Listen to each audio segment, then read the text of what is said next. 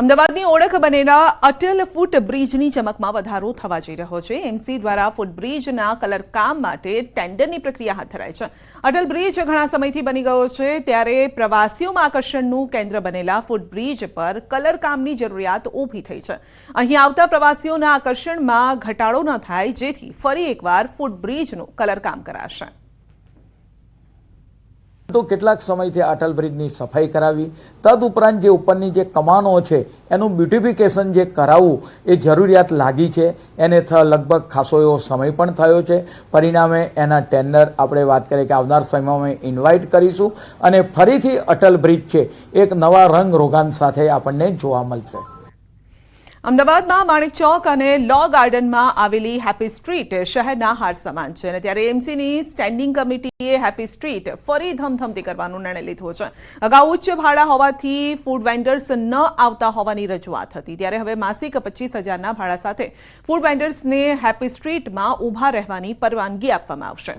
36 જેટલા ફૂડ વેન્ડર્સને આ જગ્યા ભાડે આપવામાં આવશે, અને ત્યારે ફરી એકવાર લો ગાર્ડન સ્થિત હેપી સ્ટ્રીટ ફૂડ પ્લાઝા ધમધમશે અને સ્વાદ રસિકો ફરી અવનવી વાનગીઓની મજા માણી શકશે।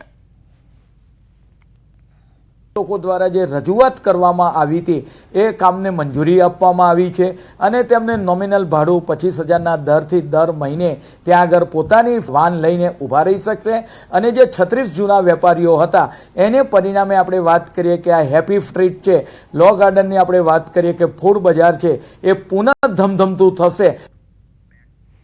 નવસારી જિલ્લાના બિલીમોરામાં અંબિકા નદીના પટમાં ડમ્પિંગ સાઇટ બનાવવામાં આવી છે। પાલિકા દ્વારા બનાવવામાં આવેલી આ ડમ્પિંગ સાઇટ પર વારંવાર આગ લાગવાની ઘટના સામે આવે છે, જેના કારણે આસપાસમાં રહેતા લોકોની સમસ્યામાં પણ વધારો થયો છે।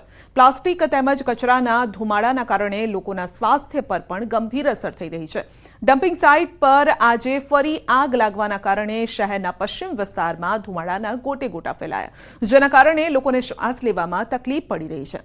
વારંવાર આગ લાગવાના કારણે લોકો ત્રાહિમામ પોકારી ઉઠ્યા છે અને પાલિકામાં અનેક રજૂઆત કરવા છતાં કોઈ નિરાકરણ ન આવતા લોકોમાં ભારે રોષ છે।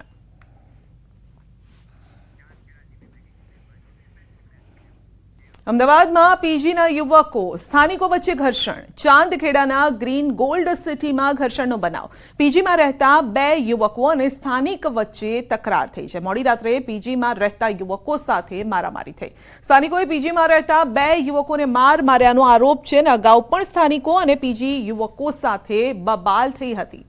તો બબાલના વિડીયો સામે આવ્યા છે। મારામારીની આ ઘટના જે સામે આવી છે, પીજીમાં રહેતા 2 યુવકોને માર મારવામાં આવ્યો હતો, તો સ્થાનિકો સાથે બબાલ થઈ હતી। કારણ શું છે તે હજુ જાણવા નથી મળ્યું, પરંતુ આપ દ્રશ્યોમાં જોઈ શકો છો તો લાકડી દંડા વડે માર મારવામાં આવ્યો છે। પીજીમાં રહેતા યુવકો સાથે સ્થાનિકોની બબાલ થઈ છે। વધુ અપડેટ મેળવીશું સંવાદદાતા ઋત્વિજ પાસેથી। જે ઋત્વિજ, પીજીમાં રહેતા યુવકો સાથે સ્થાનિકોની બબાલ। જે બનાવ છે તે બનાવ ચાંદખેડા વિસ્તારનો હોવાનું જાણવા મળી રહ્યું છે। ગત મોડી રાત્રે જ્યારે પીજીમાં રહેતા જે વિદ્યાર્થીઓ હતા તે અને સોસાયટીના સ્થાનિક રહેવાસીઓ વચ્ચે બોલાચાલી થઈ હતી, અને ત્યારબાદ જે સોસાયટીના રહેવાસીઓ છે તેમના દ્વારા 2 યુવકો છે તેઓને માર મારવામાં આવ્યું હતો। સમગ્ર ઘટનાના કેટલાક વિડીયો છે તે પણ વાયરલ થયા હતા, સીસીટીવી ફૂટેજ પણ વાયરલ થયા હતા। જોકે આ સમગ્ર મામલો છે જ્યારે પોલીસ સ્ટેશન પહોંચ્યો હતો ત્યારે બિલકુલ, આપનો આભાર અમારી સાથે જોડાવા બદલ।